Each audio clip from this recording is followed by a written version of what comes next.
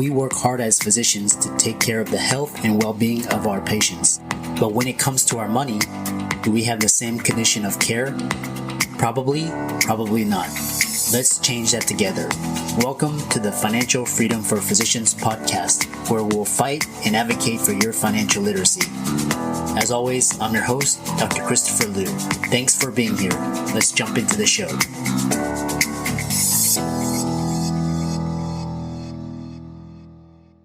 This week's episode is sponsored by CityVest. CityVest has quickly become the most popular and best way for doctors to invest in top-performing real estate private equity funds that are usually reserved for institutional investors. This unique access to investing in these institutional funds is available for the first time ever through CityVest's easy and secure online investment platform. CityVest does the hard work of conducting due diligence and vetting the investments.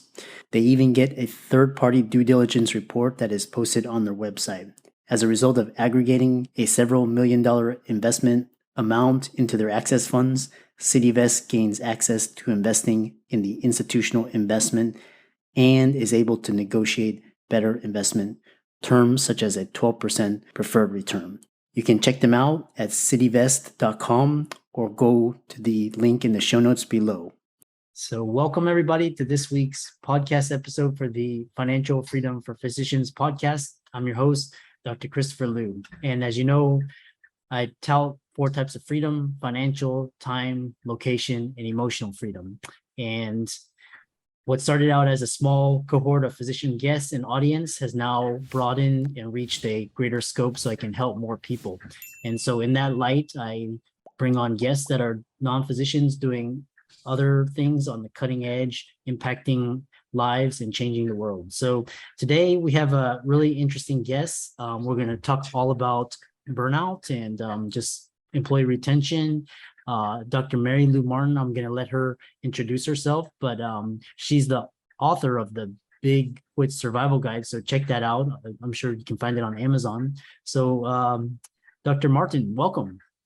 Thank you, Chris, and please call me Merrylue. Merrylue is a unique spelling, Merrylue. So it's always a challenge to, go through life spelling it. But thank you for the opportunity and to connect with your audience today. I can't think of a more volatile combination right now than to be in healthcare in any way, shape, or form and try to navigate through this thing called the Great Resignation. It's just the perfect storm for trying to attract people, retain good people, hire people, and all these things. And what I want to bring to the listeners today is an awareness that we are in a completely different environment right now when it comes to working with people, leading people, whether we have our own medical practice or we're working in a corporate environment. Anytime two human beings are working together, there's something very much different right now about this environment. So I wanted to bring just a couple of tips, if I may, on what is different. And certainly just kind of set the stage. This is, I like to say, this is not our grandfather's workplace.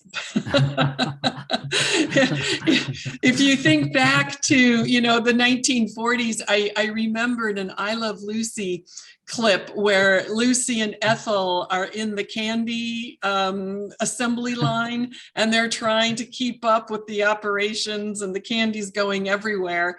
And the supervisor is just barking orders and yelling more. And I think, for years, we've kind of had this command and control environment in working with people. Well, that's all changed. Yeah. We've got now a human being transaction here that we need to deal with. So I want to bring out many of those points, in terms of what's different. Just to say, the first tip I could give anyone who's working with people right now is we must formalize a retention strategy. We really have to have a plan. We care for, when we're running a business or part of any organization, we care for marketing, we care for finance, we care for operations, we care for customer service. We even have an HR group or a person or a department that helps with benefits. I'm even talking beyond that. We need to strategically and mindfully think about and plan an employee retention strategy. And I'll give you a news flash. Bringing more bagels, adding ping pong tables, and providing craft brews is not a retention strategy. There's too many carbs in there anyway. But that's been part of the challenge. We're throwing organizational or business solutions to what really is a personal one-on-one human being interaction. Doc to Doc is a personal lending solution designed by doctors for doctors. We understand that doctors' financial situations change faster than an insulin drip in ketoacidosis. And we also understand that doctors are the most reliable borrowers in the world. Through our proprietary algorithm, we're able to provide personal loans at great rates with amazing flexibility because we take into account your schooling, your specialty, and where you are in the medical journey. Doctors come to us after they've matched into residency, and we loan for all sorts of personal reasons, from credit card debt consolidation to family expenses and medical bills. We speak with everyone who applies for a loan and offer fixed interest rates and flexible term options without prepayment penalties. If you're a physician looking for a personal loan, fill out our application form now. It only takes 3 minutes, and we'll get back to you with a decision within 24 hours. I hope I see one day just the transition of the airline, auto, energy, financial, healthcare, and insurance sectors.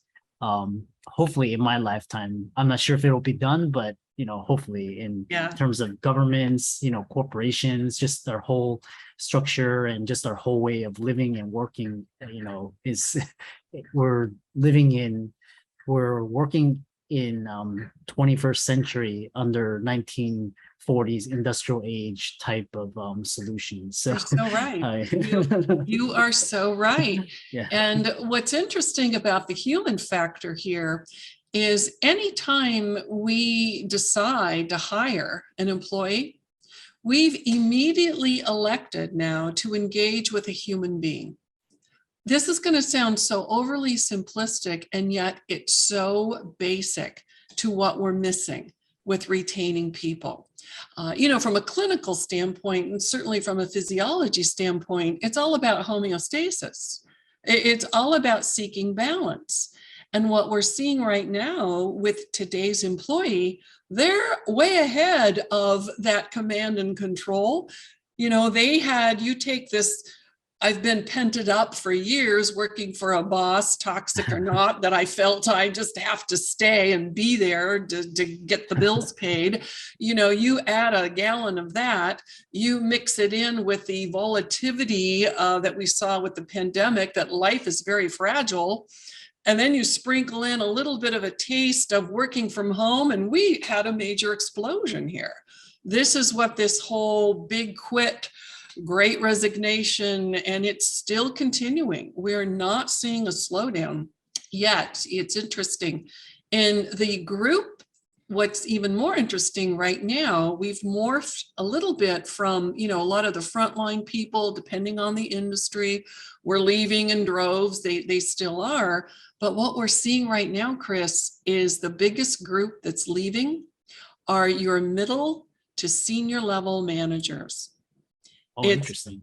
Yeah, it's been enough time now where they're literally imploding, to your point a minute ago, with burnout, trying to take on all of the concerns and the fears and the nurturing and all those things they've been trying to do.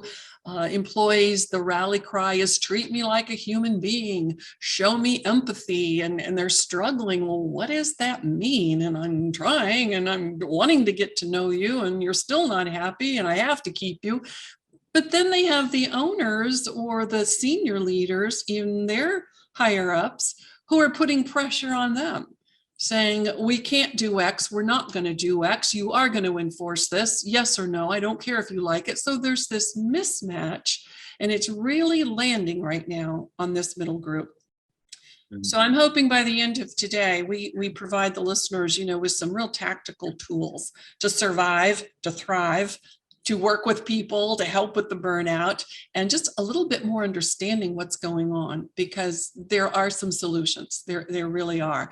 Companies, practices, small businesses, they are figuring it out very quickly, and they are keeping good people, and they're attracting them, and they're winning the talent war. And that's really what my impetus was to write this book, The Big Quit Survival Guide. The target audience is leaders who are leading people. And in my course of my career and working with people, I've come from an in-depth background in organizational development, research, psychology, working with folks that are leading people, training them. And what I am seeing is just this new awareness that really caring for that person right now is the most important. So a couple of thoughts, if I could just go on, and certainly interrupt and, ask me as we go. But one of the things I've helped people get their arms around is this: people are people first. They're always going to be our employees second. And if we just start there and we mindfully care for this people piece, the rest fits much more easily. And I'm going to give you an example of what's going on in the head of ourselves as we have been employees. I think this will resonate with anyone who's reported to somebody or has held a job, as well as those of us, who are leading people. When we take a job, we're going to psychologically start to balance three things. This is where this homeostasis comes in. These three things I want you to picture a teeter-totter, just like a child's toy on the playground. On one side of that teeter-totter is this bucket that I'm going to call the first R of the requirements. These are the things that you could directly know what your requirements are to succeed at this job. You can look at your job description and you can see if you're a sales rep, you're going to be making calls, presentation, all the basics. Those are easy. If you're in food service, you're waiting on customers, you're cleaning the bathrooms, whatever it says in your job description. Those are the direct requirements. Now, this employee also, though, is going to add to this bucket that's sitting on that teeter-totter the indirect requirements. And these are things that are maybe more personal. We don't see up front. For example, there might be an hour commute to get to the office. We're seeing some interesting dynamics getting played out right now in this environment. I call it a big game of chicken. These employers are saying, you will come back to the office. The employees are saying, no, I'm not. And we're trying to see who's going to win this war. It's a very interesting time. But it could be any of those things personally. So whatever that employee has to do, physically, psychologically, emotionally, whatever that is, that sits in those buckets of requirements. Okay, so that's the first R. Now move to the other side of the teeter-totter. The second R are the rewards.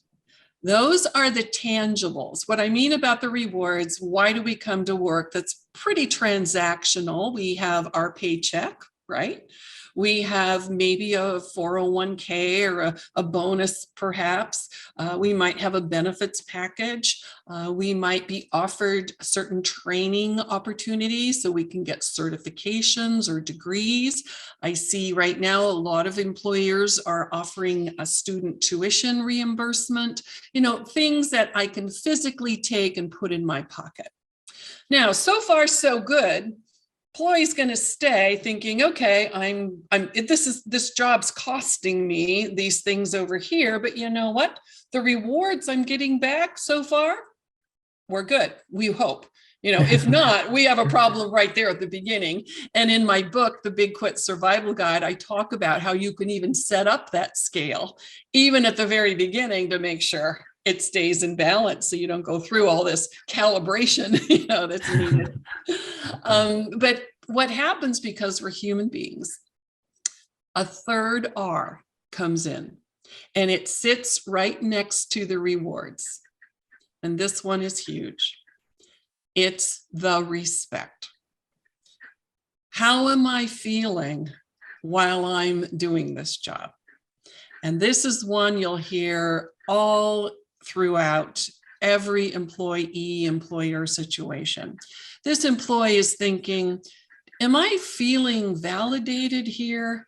Am I feeling appreciated? Do I have autonomy? Can I show up and do my best work? Is this environment emotionally safe for me? Huge right now. Is it psychologically safe? Or am I dealing with this stress and burnout? And so there you go. There's that homeostasis. If an employee has all those 3 R's in balance, they will never leave you. They're going to love this job. They're working hard. They're getting paid, and they're validated and feeling fulfilled. That's another big miss today that employees are asking for. I want to be fulfilled here. I don't want to just be putting widget A and widget B together, on this assembly line all day. So I'll play out now the combinations and what's going on in their head. And then we can talk about the impact of that. So let's say you've got that perfect balance. Like I said, that's your sweet spot. That's what we're looking to do. And a leader, believe it or not, can control the levers in each one of those buckets. And how to do that, well, we won't go into as much detail today. That's all spelled out in the book, along with checklists and scripts and things to even say and do, to make that happen. But here's what happens. Let's say an employee has these requirements and the rewards are really high. They're even heavier, perhaps, than the requirements. But let's say that respect is very low. It's very light. Now you've got an employee who's a 50% flight risk. This person's thinking, I don't like it here. For whatever reason, fill in the blank, I don't want to be doing this job, but where am I going to go and make this kind of money? Where am I going to go and get this benefit plan that my disabled child needs? Whatever the rationale is, they won't be engaged.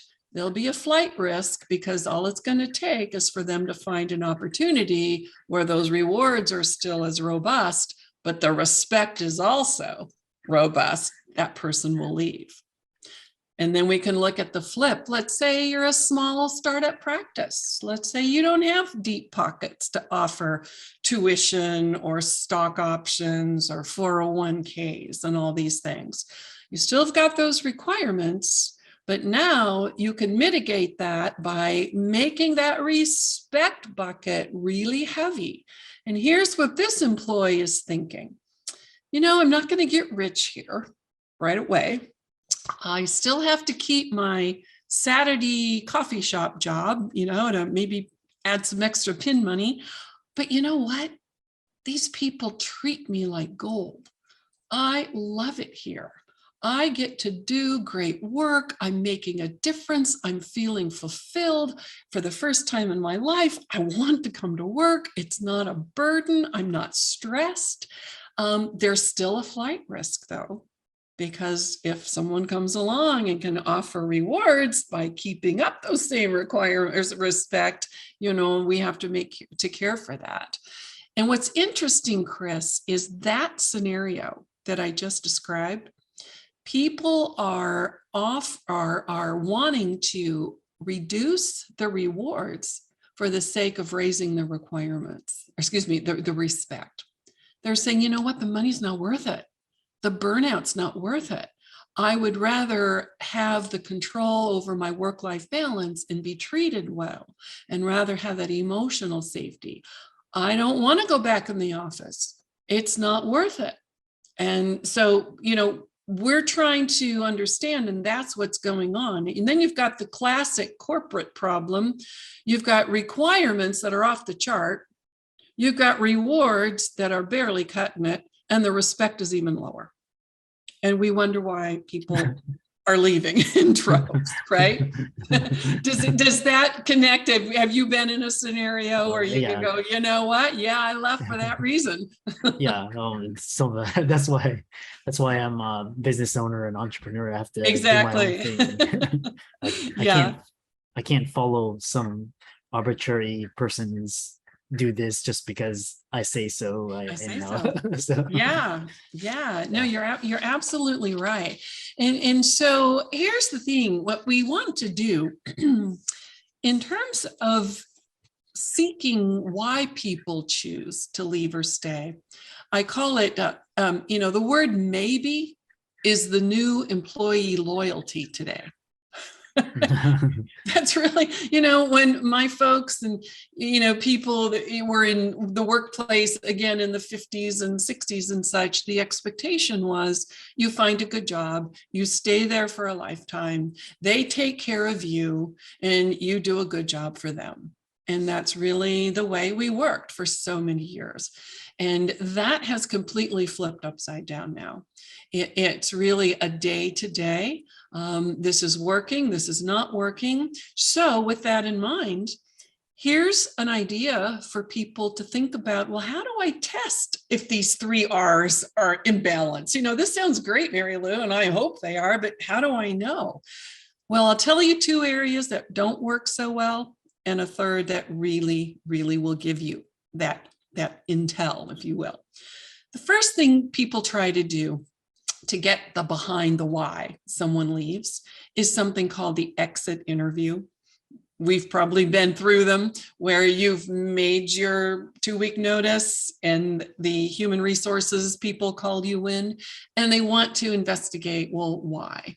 Why are you leaving? Now, can you imagine, Chris, here you are, have already put in your resignation, and they're asking you these questions like, well, what could we have done differently? What was it about your leader that you didn't get? I mean, it's such old news, and they don't work. They just don't.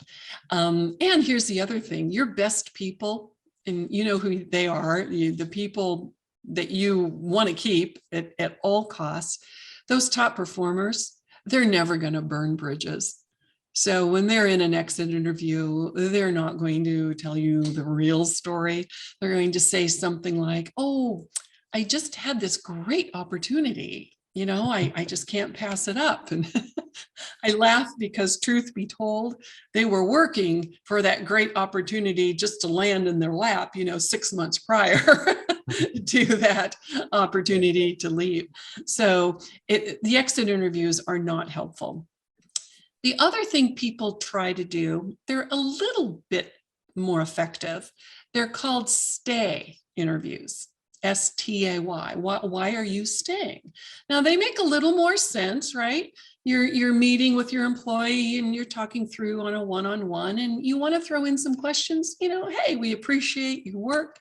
What's working for you here? We're happy that you're contributing. What do we need to keep doing more of that keeps you engaged? And, those are okay questions. We get questions like, well, what would be your dream job? And how can I help you get there? People want to see advancement. The problem with that would be if I'm talking with the director of a technical software company and he says or she says, oh, my dream job is I want to be a drummer in a rock band. And I'm like, okay, it's like, how am I going to help you get there? Why am I even asking you that question? But we kind of go down this list of human interest questions. They don't really cut at what we're doing. The best way to go about truly understanding where your employee is and what you're going to need to do to keep them is to have what I call that 3R conversation. Because here's what's interesting. I don't even know how each of my employees would define that word respect. Think about this. here's where we miss the boat, because unless I ask and unless we have this conversation, here's what can happen. It'll go something like this. Let's say, Chris, you're brand new to my team, you're new to this industry, and I'm bringing you on board. And we have this conversation now, and I say, Chris, I really want to define how we're best going to work together. Apart from being civil, we're certainly not going to use profanity and swear and bully each other, but I really want to drill down on what are the kind of behaviors that, for me as your leader, I need to exhibit that's going to give you the best sense of being respected. What does that look like for you? And we might talk through a little bit, some examples, but you might say something to me like, well, Merrylue, I'm kind of new to this industry and I really want to learn. I want to grow. I want to, have some opportunities, but I'm not real sure where I might be going with some of my decision making. Would it be okay if you and I could connect, say, every morning for just maybe 5 minutes? I mean, we may not need it, but just to know I could get 5 minutes if I have a question that came up yesterday, or I have some feedback I could get from you. Because in my last job, man, I never heard from my boss for 6 months, unless something was wrong, and I was lost. So that would mean respect to me, if just knowing you were there. So I'm thinking, well, sure, of course, we'll do that. Now, here's where, as a leader, I can make a huge mistake. I apply what you just shared to me as sort of the, oh, okay, that's how people want to be respected. Now I've got another employee who's maybe been around a while, who I've just hired, and they come to me and say, well, Merrylue, the way I would define respect is, give me my marching orders, tell me what your goals are, give me my swim lane, and you know what? Let me go, because my worst fear is for you to micromanage me. So do you see how, unless I ask and we have this exact conversation with every one of our people, I don't know what I'm doing and how I should be doing the right thing for every person to keep that 3R scale balanced. So I really employ people to get out there, get involved, and ask those questions. And if you don't know what questions to ask, as I said, the book gives you all those resources. I have to laugh because, being in a organizational development field for years, we've had many consultants come and go, big dollar ticket people, and they do great work in the right environment. But if you're working with a new leader or a leader who doesn't come by leadership naturally, and they're trying to run their own business, hiring someone and telling them to come in and say, well, Chris, you know what you need to do here? You need to build an authentic culture that speaks of authenticity among your team. I would be looking at them going, what the heck does that even mean? You know what? It's like, okay, you must build trust. Okay, how? So I'm very tactical in my approach. Nothing's left to the imagination. Here's how. Here's what you say. Here's what you do. Here's a set of tools that's going to help you. My website, if people want to access more, is thebigquitsurvivalguide.com. And there is a tab that if you enter the password, and the book has the password in it, you can print out the whole worksheets, survival guide, everything you could use, 8.5 by 11, put in a notebook and actually use it. Have that 3R conversation with Merrylue's name at the top, and that employee can go in that folder. I've tried to make it as easy as possible. Yeah. So I've done a lot of talking at this point, but I'd love to just kind of hear your thoughts and how you think that might fit with, what we're trying to do today.